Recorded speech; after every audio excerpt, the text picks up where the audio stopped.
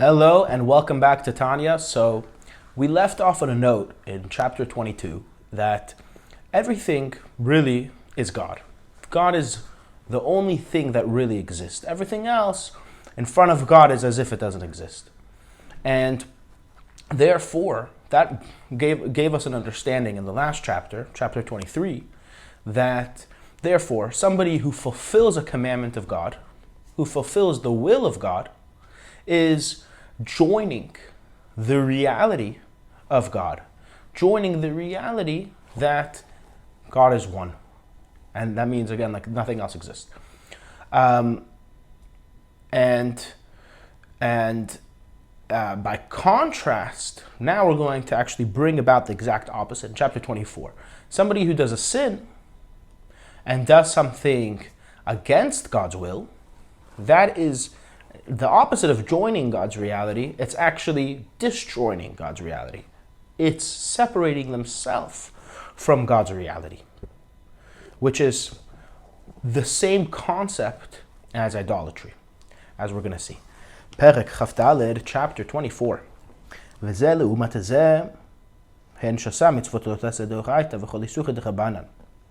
And this opposite that, meaning the negative opposite the positive, are the 365 negative commandments. Out of the 613 commandments in total, there are 365 negative commandments from the Torah, and all rabbinical forbidden things, anything that is forbidden by the rabbis.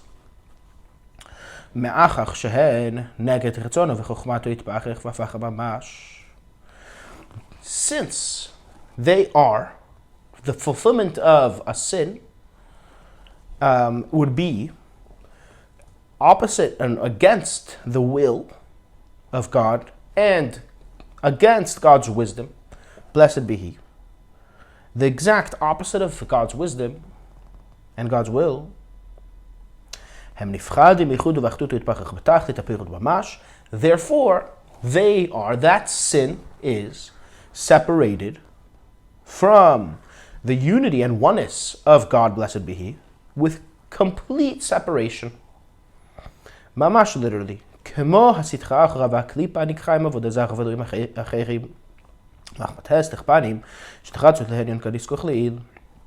It's just like the other side, and that it refers to the side that conceals God, which is called idolatry and other gods. This, again, we mentioned back in chapter 22. Being that the will of God is concealed in them, like we mentioned again in chapter 22, that they are a domain void of God. They don't recognize God. The forces of impurity.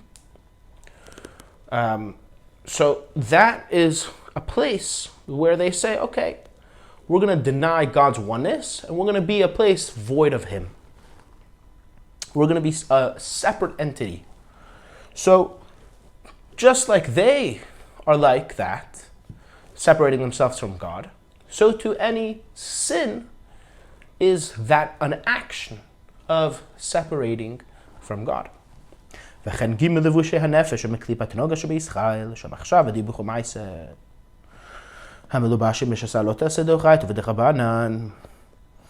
that would be the prohibition itself. The forbidden thing itself is a denial of God.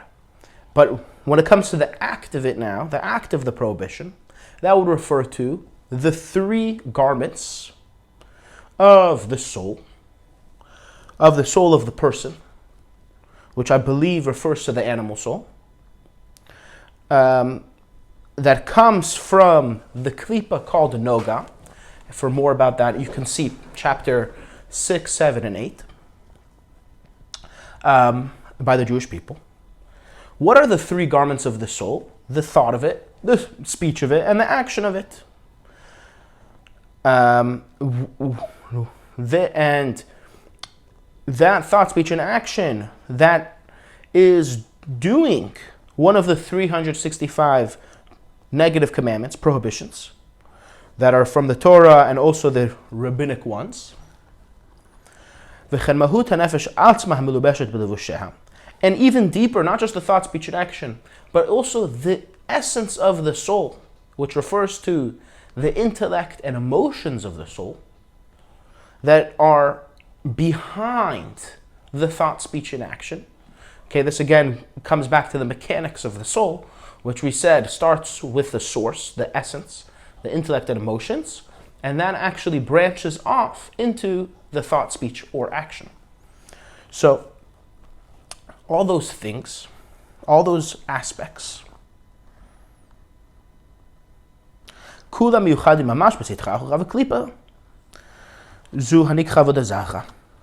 are all unified, not with God. I mean, they are quite the opposite. They are unified literally with the other side, and the side that conceals God, that is called idolatry. So they're unified with these negative forces. So now comes actually a deeper point over here. This is an amazing novelty, a chidush if you think about it.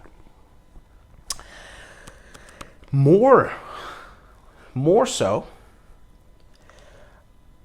they are nullified and secondary to the negative forces, to the sitra achra, the other side, and they are lower and lesser than it, very much so. So that means that the act of doing something forbidden, speech and thought, again, like we said, that goes to a low place, such a low place that it's even lower than the impurities of the world, as we're going to explain now.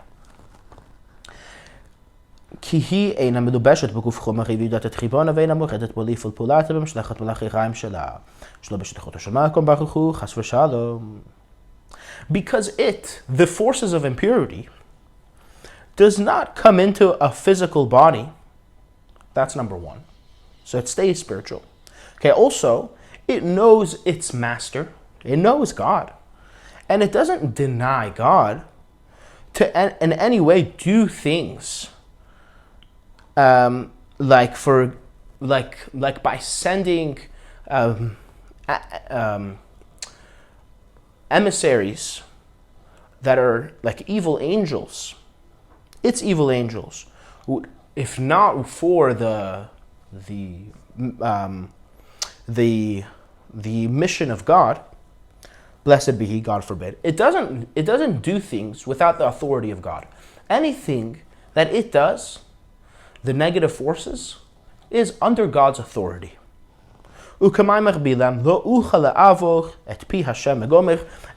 Bilam, the prophet of the non-Jews, the famous story, said, I cannot I cannot trespass the mouth of God. He cannot do anything, Bilam said, without God's authority. So now, even though it is called idolatry, so it's definitely evil in a sense. Again, what does it mean it's called idolatry? That means that it views itself as a separate entity from God, right? So it follows God's authority, but at the same time it separates itself. It views itself as an independent thing. So it definitely has an aspect of evil. But they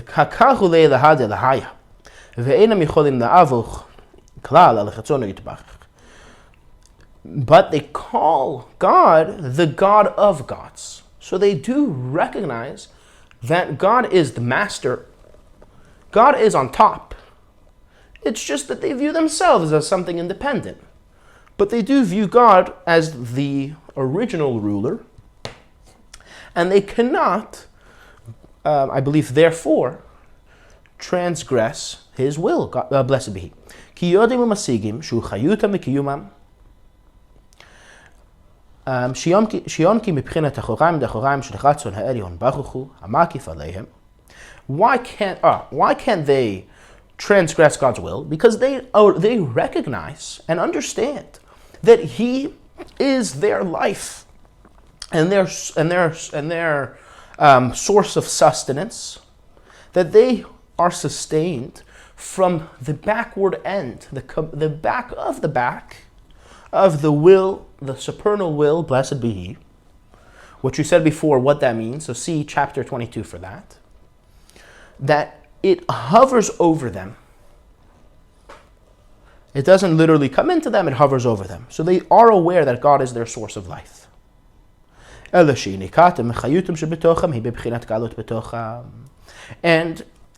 they recognize that it's the source of it's their source of life. However, this life and nurturing inside of them is in an exiled form. What does that mean that it's in an exiled form?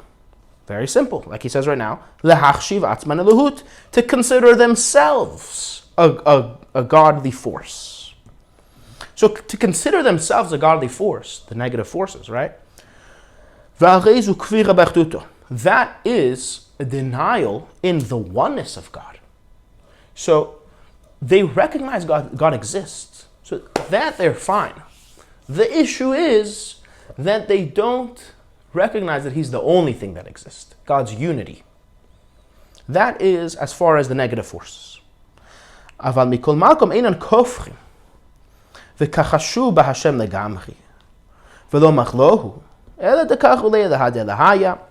Right? So like I'm saying over here, that they nevertheless do not completely deny God, to say and to say that He doesn't exist. They don't come and say that God doesn't exist. Instead, they call Him the God of gods. And what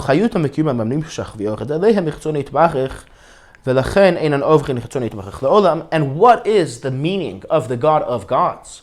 That He is the source of their life that they get, that comes down to them from His will, blessed be He. And therefore, because of that awareness, the negative forces never transgress the will of God, blessed be He. So that is as far as the negative forces. The klipa, the sitra achra, the other side, which again are spiritual, and they express themselves in physical objects. Actually, we're going to see that soon, how they express themselves. But the matter of the fact is, on the one hand, they're idolatry because they deny God's oneness. But on the other hand, they don't say that God doesn't. They don't deny God entirely. So being that is the case, ha'adam ha'over al retzono yitbarech ug'rua pachut harbe me'od masitcha achra v'klipa hanikrat avodah zera ve'elohim acherim.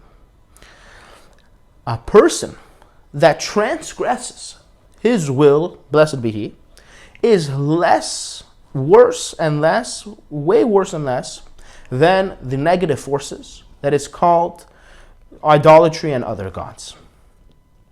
והוא בתכלית הפירוד מייחודו ואחדותו של הקדוש ברוך הוא יותך ממנה וכאילו כופך באחדותו יותך ממנה חס ושלום. And he is one that sins, a man that sins, a person that sins, is in complete separation from the unity and oneness of God, more than negative forces. It is as if he denies God's oneness more than it, God forbid. Why is it worse? Very simple. The negative forces do deny God's oneness, but they don't defy God's commands. They are completely under God's authority. They do what God wills them to do.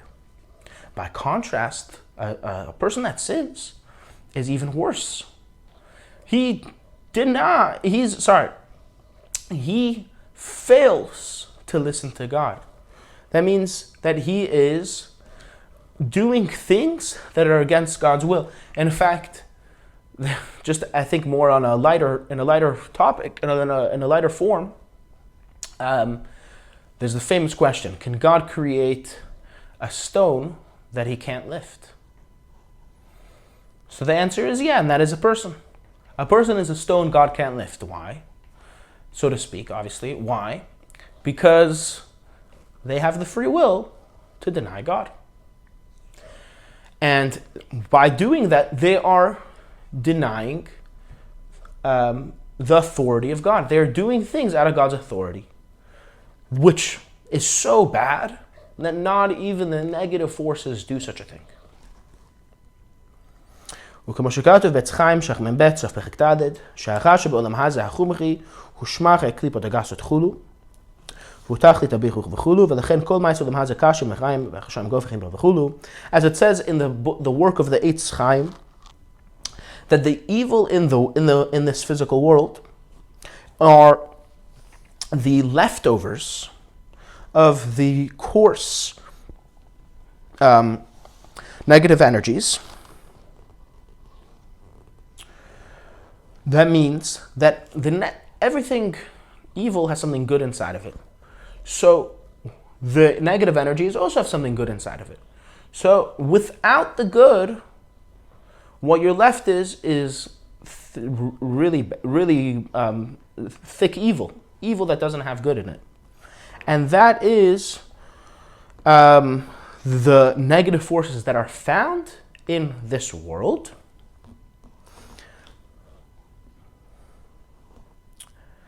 And that is the ultimate refinement. And therefore, because that is what's found in the world, and that is what ultimately needs to be refined, therefore, all actions of this world are very severe and evil, and the wicked people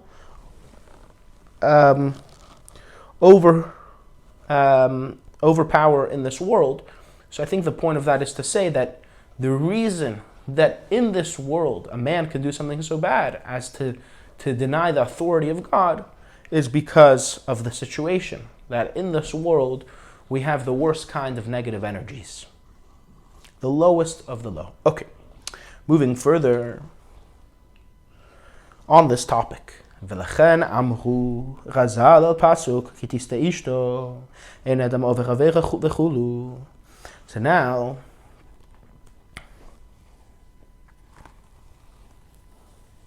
considering that, ask yourself, what is the difference between sinning and serving an idol?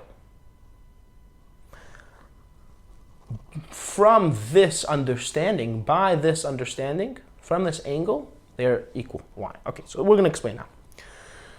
So starting off by saying a saying from our sages of blessed memory on the verse, when his wife goes astray. So the word tiste, astray,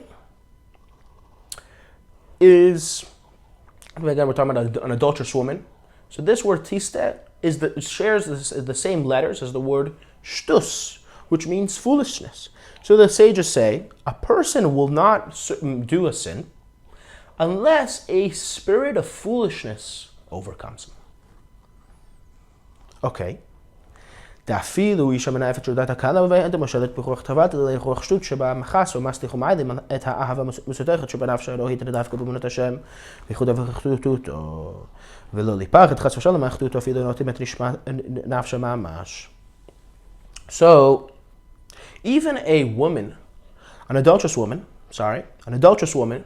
that has a frivolous intent would have ruled over her desires if not for the spirit of foolishness in her that conceals and blocks and hides what? The hidden love to God in her godly soul, to become attached to the faith of God and his unity and oneness, and not to separate, God forbid, from his oneness, even if they were to take her life from her, la'avod avodah zarah chas v'shalom, to serve idol worship, God forbid. So now, based on what we were saying over here, is that a adulterous woman would easily not sin without this spirit that's overcoming her. It's a spirit of foolishness.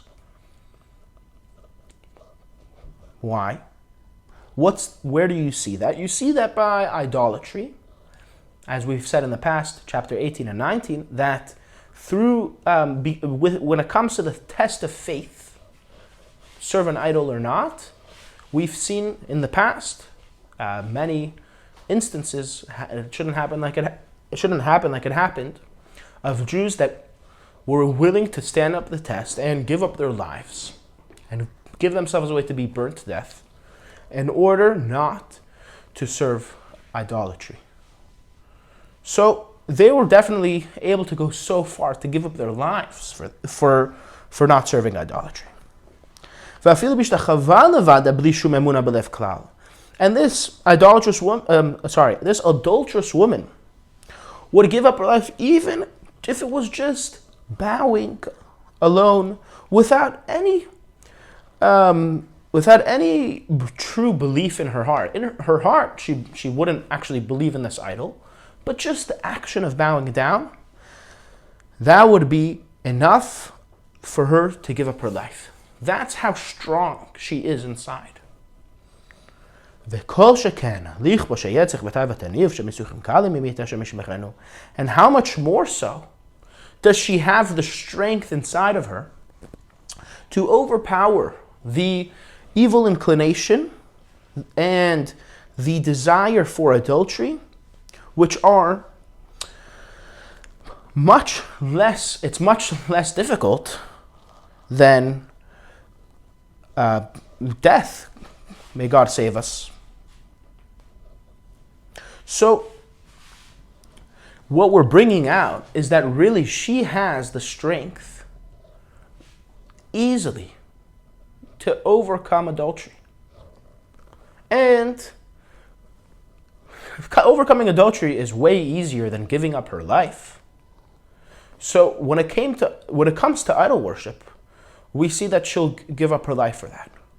When it comes to adultery, then why is it so difficult for her? She has a strength inside to overcome it.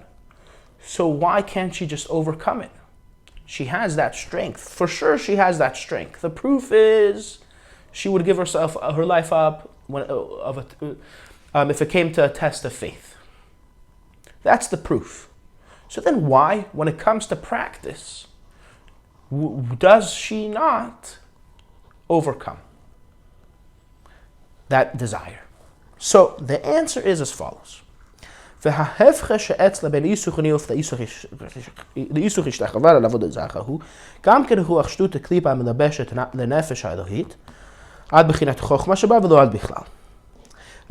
is as follows. The difference by her between the forbidden act of adultery and the forbidden act of bowing to an idol is just a spirit of folly, a spirit of foolishness, of klipa, negative energies, that come and garb and cover over. They block up the godly soul until the level of chachma in the godly soul, but not including the level of chachma of the godly soul. Because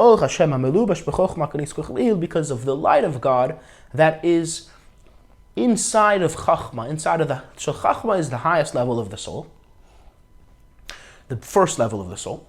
So in that level, the light of God is shining. So a sin of idolatry is such a severe sin, it touches that level of chachma. And over there, the light of God is shining. So it wakes up this great light of God inside of her to overcome the test, to even give up her life, not to do it. However, when it comes to a sin of like adultery, for instance, then it's not a sin that touches the level of chachma in her. And if it's not touching the level of chachma, then there's going to be a spirit of foolishness that overwhelms her. And that is what is making her fail to overcome the test.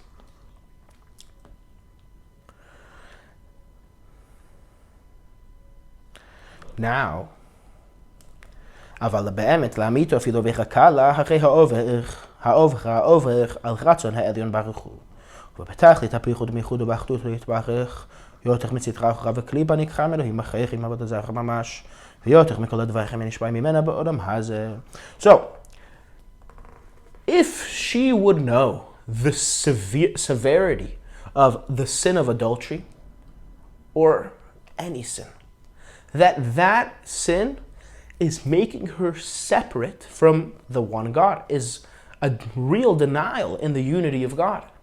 Any sin is, like we've explained. So she would for sure overcome it. And that's what he explains over here. But really, in truth, even if a very light sin, right? Like let's say the sin of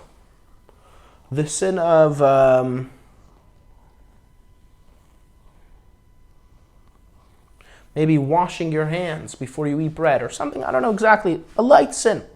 Somebody that transgresses it, transgresses on the will, the supernal will of God, blessed be He, and he is at that time in complete separation from the unity and oneness of God, blessed be He, worse than the negative energies which are called other gods and idolatry literally, and more than and worse than all of the physical things that are influenced by it in this world, by Olam Hazeh. What are negative things that are influenced by the negative forces, physical objects or physical things? So he says like this: Shehem behemot tmeot v'chaot v'afot tmeim mishkatzim v'chamasim, that are impure or non-kosher animals, and wild animals, and birds that are not kosher, and insects, and creepy crawly things, rodents. Right? So all these things are expressions of the negative forces. For more about that, you can go back to chapter 7 and 8. As the famous saying of our sages goes, a gnat came before you. In the creation of the worlds, the animals were created, the land animals were created on the 5th day. Man was only created on the 6th day, which means that even a gnat was created before man. So don't get too arrogant. Even a gnat, an insect, was created before you.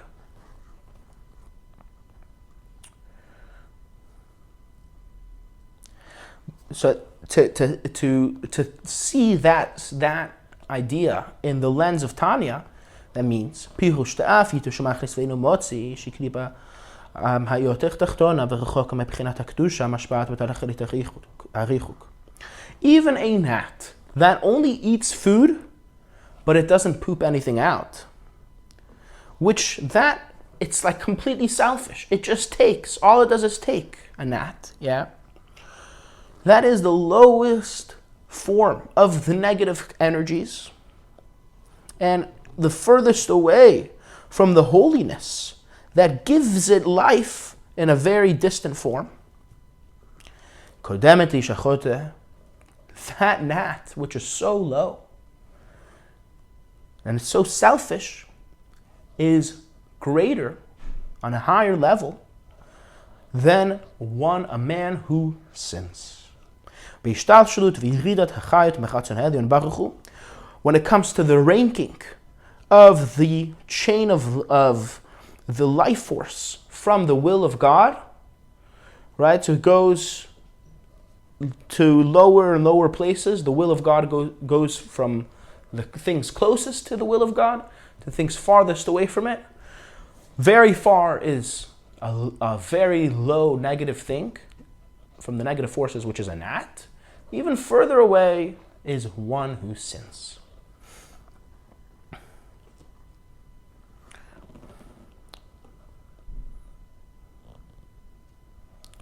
Fine. ובכל שכן שאך בעלי חיים הטמאים ואפילו חיות רעות שכל המין משלם תפקידם בפקודה, תתברך שם רוחם, ואף על גבדי ולך זיחודו. And how much more so, that's a gnat, how much more so, when it comes, is this person that sins lower than all other animals that are not kosher and impure, and even evil animals, wild animals? A person that sins is lower. Why? Because all of them do not change their command and their mission in the world. Each animal follows its mission in the world. And the command of God, blessed be He, guides their spirits. That means it commands their ways. And even if they themselves, the animal itself, doesn't see that God is commanding it to do something, its soul sees. On a spiritual plane, its soul sees. So they don't actually defy God's authority. In fact, this is a famous saying from the Lubavitcher Rebbe that the world is not a jungle. There's not things running around and chaos. The world is God's garden. Everything in the world functions exactly as God designs it to function. So that means that the lowest parts of this world, a person who sins is lower than them because he defies God's will.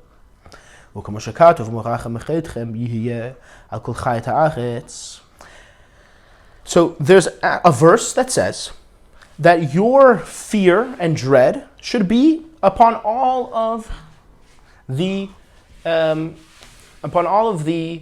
animals of the land. Now, the sages of blessed memory say on that ukapirush Chazal that the truth is animals are scared of humans because God implanted a fear of a human on an animal. So animals do not, according to the sages' interpretation of this verse, evil animals do not have any control over a person. So how can it be that sometimes you see animals can have control over a person and do bad things to a person? That is because the person is seen by them as an animal. A person that is doing sins, he's lower than an animal. So an animal doesn't see something greater than it. On the contrary, it sees something lower than it. So of course it goes ahead and attacks or does certain things to that person. והצדיקים, שאין צלם אלוהים מסתלק מעל פניהם, כל חיות רעות יתקפיין כמהו, כמו שכתוב בזוהר, גבי דניאל בגובה ראיות. By contrast, by the way, the righteous people that do not sin, the tzaddikim, where by them the image of God does not go away from their faces, all of the evil animals become subjugated before them. As it explains in the Zohar regarding Daniel in the pit of lions. Daniel was thrown in a pit of lions. And because he was a tzaddik, a righteous man, and he naturally, as any human being, had the image of God on his face, he just didn't ruin it like some people do by sinning. The lions in the cage, not only did they not attack him, but they were afraid of him. ואם כן, החוטב עובר רצונו יתברך, אפילו בעבירה קלה בשעת בעשר בתחתית הריחוק מקדושה עליונה, שייחוד ואחדות יתברך, יותך בכל בעלי חיים מטמאים משקעת צביר המצי, במושפעים מצדך אחורה, וקליפת עבודה זרה. And if being that is the case, all of this that we explained, the reasoning behind it, the bottom line is as follows. A sinner, one who transgresses God's will, blessed be he, even with a light sin, at that time, he is completely distant from the upper holiness, the realm of holiness, which is, what's the realm of holiness? The unity and oneness of God, blessed be he. Worse, more distant than all impure and non-kosher animals and rodents and insects that get their life force through the negative forces. Okay, so we established what happens when someone sins. He becomes so distant from God that he's even more distant than the negative forces and the impure things. ומה שפיקוח נפש דוחה שחר ואיכות וגם יהפוך ואל יהרג. היינו כפירוש חז"ל המחתו לחלל שבת אחת, שחלל עליו שבת אחת, כדי שישמח שבת עוד הרבה.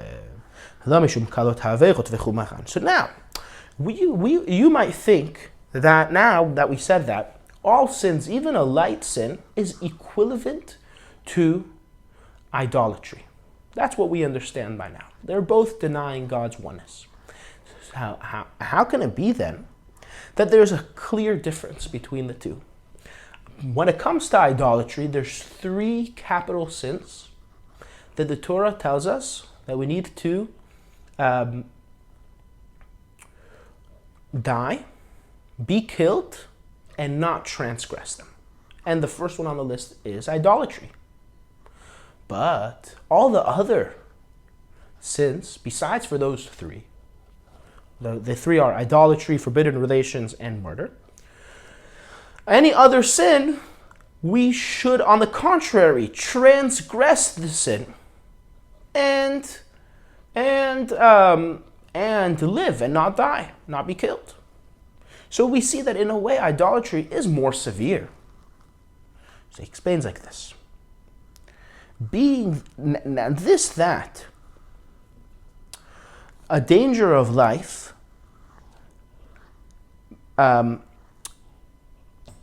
gets rid of the forbidden aspect of all of the sins besides for the top 3. And not only that, we are commanded to transgress them and not be killed. That is, the explanation is, as the sages of blessed memory say, that the Torah tells us that we should transgress Shabbat once for a person that needs it, in order that he should be able to keep many Shabbats. Somebody that is in a life-threatening situation on Shabbat, and the only way to get them out of it is by transgressing Shabbat, then absolutely 100% we are commanded to break the Shabbat in order to save that person. And the logic of the Torah, of the sages, is better he transgresses one time better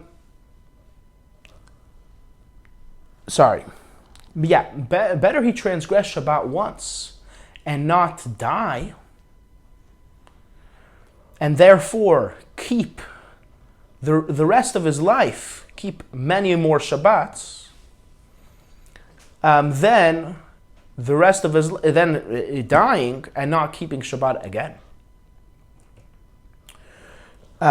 So over there we see that there's a specific intention for transgressing a sin instead of being killed, like by Shabbat, so that he should live a long life after and be able to keep hundreds and thousands of Shabbats till 180 years and so on.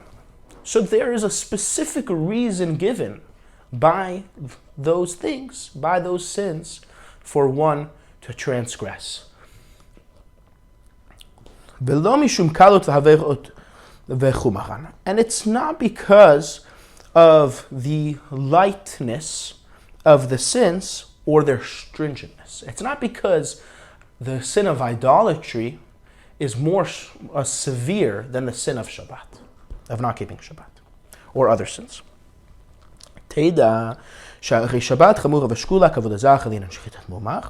That he's going to bring a proof now in the parentheses. In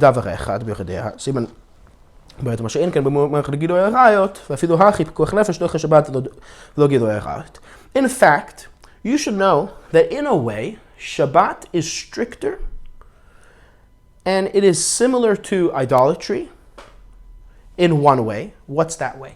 That way is when it comes to the shechita, the slaughtering of an animal. The rule is somebody that is an idolater cannot slaughter animals and make them kosher.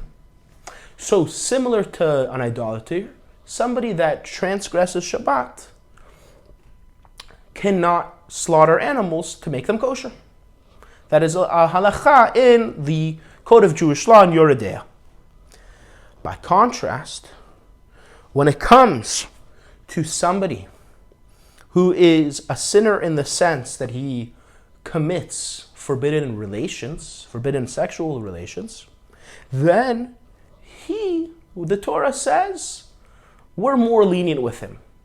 He can actually slaughter our animals and make them kosher. So we see over here, somebody that transgresses Shabbat in a way is more severe than somebody who commits forbidden relations.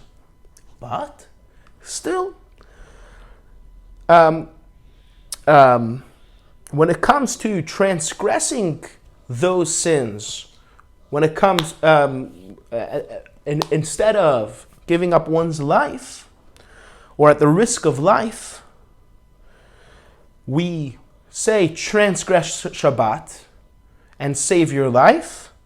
But when it comes to forbidden relations, we say no. You cannot commit that forbidden relation and be killed. So in that sense, the forbidden relations are stricter than Shabbat. Okay. So how come sometimes some sins are stricter and more severe than other sins? As we see in this way. Because it is a decree of the Torah. It's a decree. A decree means that it's not something that's up to understanding. It's not something that we can understand. It's a decree from the Torah that this punishment this sin in a way is more severe than that sin, and in another way it's more severe this way. Fine. Now,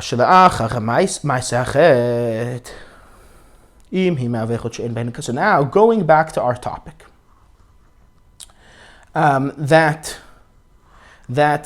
somebody who sins becomes separated from God's unity. Now,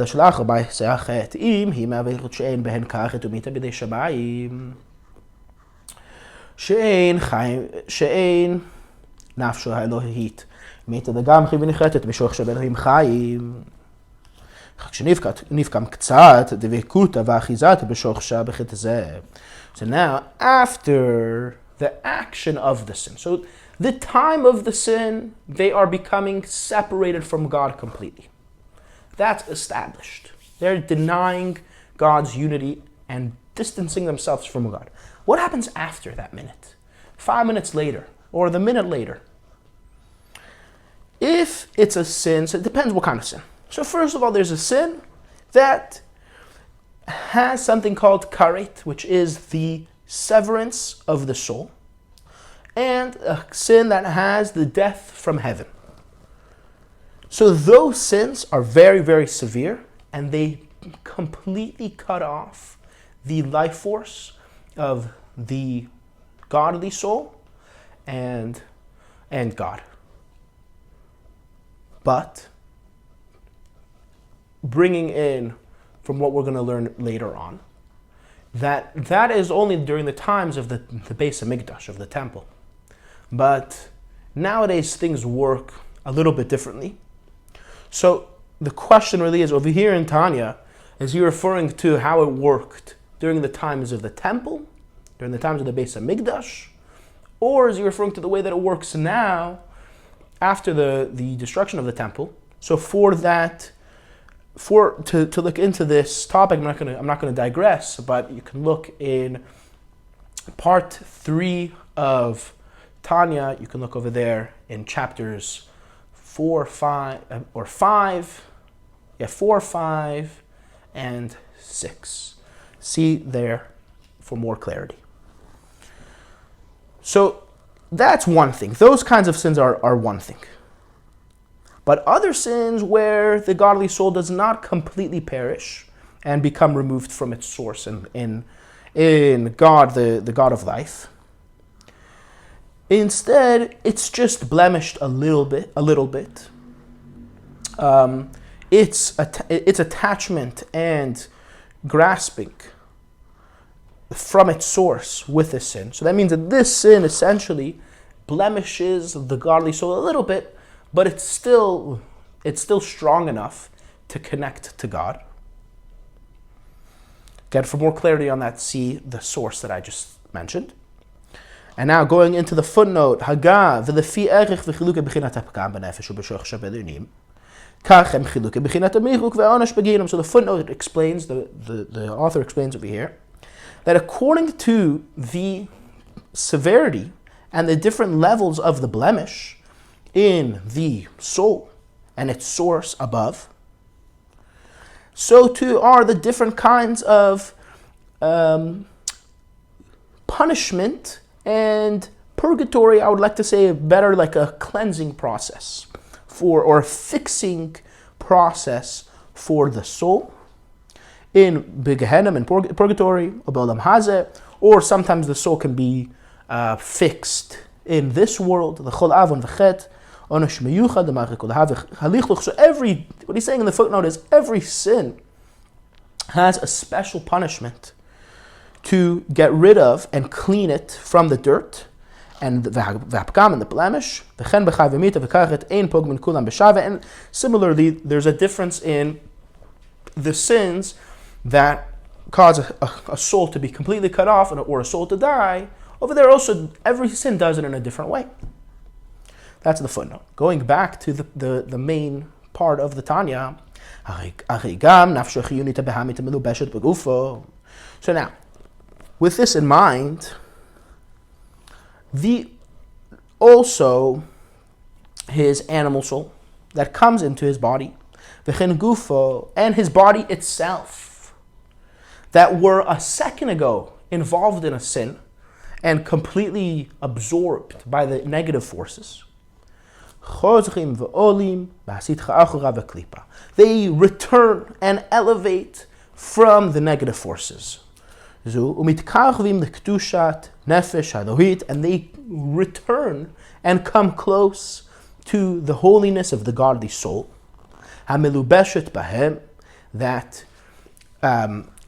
that expresses itself in them, in the animal soul and the animating soul, and in the body.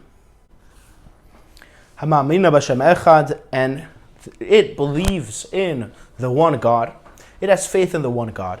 So after the sin, the body and animal soul come back and come close to the godly soul that believes in God. So that is after the sin.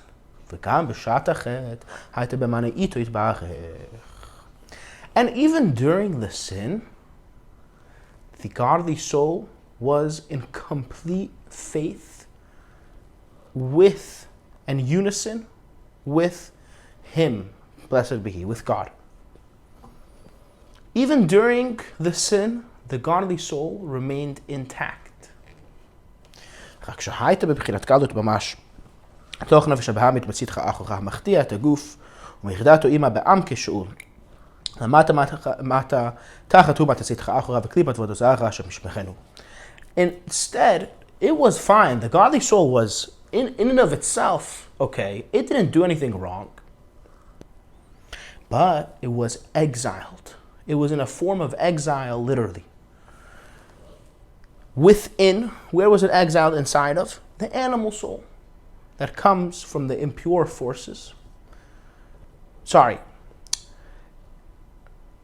The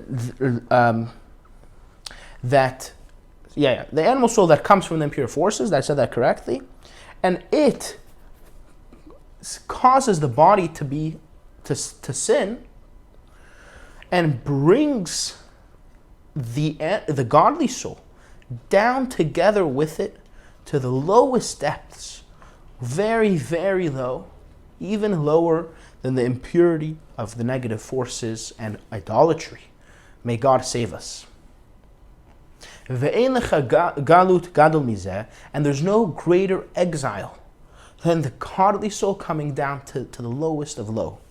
The famous statement, from the highest rooftop to the lowest pit. As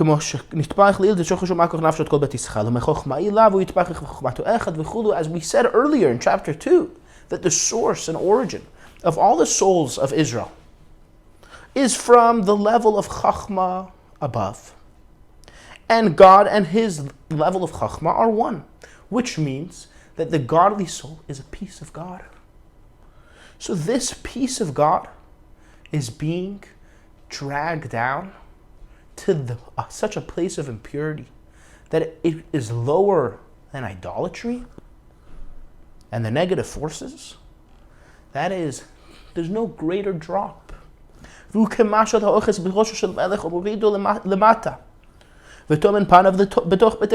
you imagine, to give you a picture, it's like somebody that takes the face of the king and smashes it down and buries the king's face in a toilet full of excrement. There's no greater humiliation than that. Even doing so temporarily for 5 minutes, sinning for 5 minutes. And like we said, it doesn't have to be a severe sin. A light sin is that extreme of a terrible thing to do. And because the impurities are called vomit and filth, as is known, and they are like the lowest of low. Thank you very much for watching, and I hope you enjoyed.